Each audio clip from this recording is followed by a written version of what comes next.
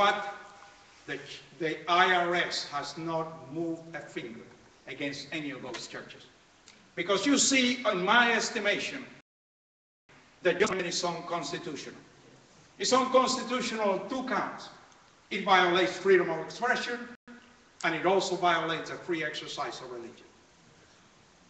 So, it's a paper tiger.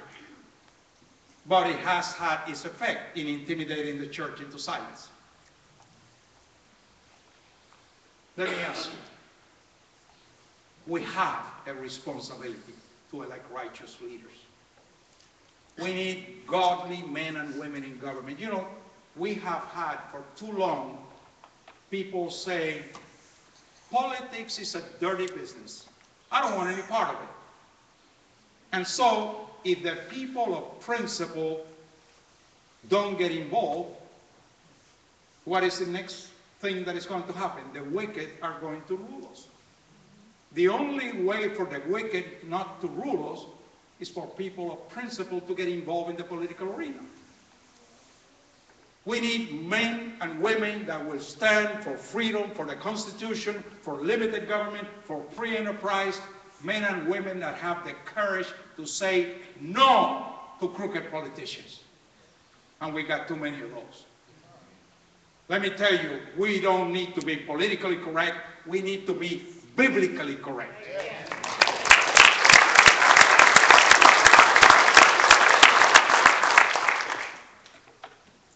We have a responsibility to be light to those that are in darkness. God commands us to warn the people,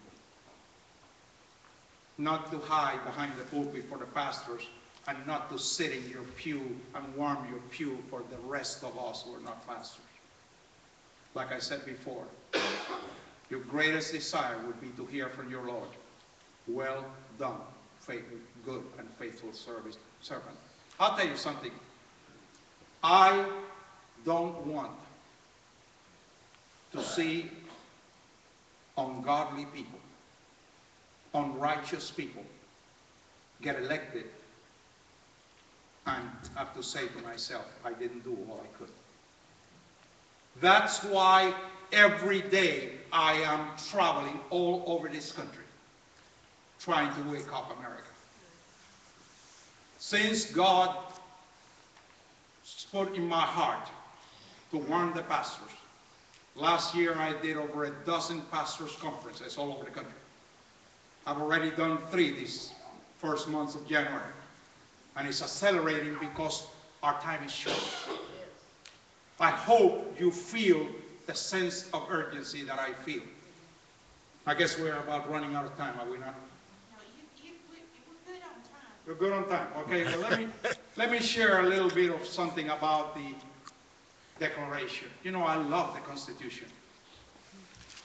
I love the fact that the first 3 words of the Constitution in humongous letters say, we the people.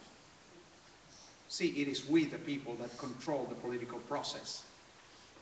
But many of us have been drinking the Kool-Aid for too long, and we have believed the lie that one vote is unimportant. But how many local races are decided by 1 vote or 2 votes? Don't believe that lie. But you know, as much as I love the Declaration, I love the Constitution. The Constitution. I love the Declaration even more. I want to go to the second paragraph in the preamble. We hold this truth to be self-evident. Well, unfortunately, to too many in Washington, they are not self-evident. They're not self-evident at all. That all men were created equal. The problem is, to those clowns, some are more equal than others. We saw it with Solyndra, we saw it with General Electric, we saw it with big business, we see it more than anything else with Obamacare. Here is a law that those who wrote the law, Congress, they want an exemption. The IRS, who is charged with enforcing the law, they want an exemption. Big business who finance this administration, they want an exemption. The labor unions, who are the foot soldiers for this administration, They want an exemption. What about we the people? What about we the people? That's what that 22-hour stand in the Senate was about fighting for the rights of the people. And then he says that they are endowed, what are the next three words? By their creator. By their creator. You see, they tremble at those three words. As a matter of fact, they do all they can to try to erase those three words because they are bent on convincing you that those rights come from government and not from God. Because it's all about what I said a minute ago, power and control.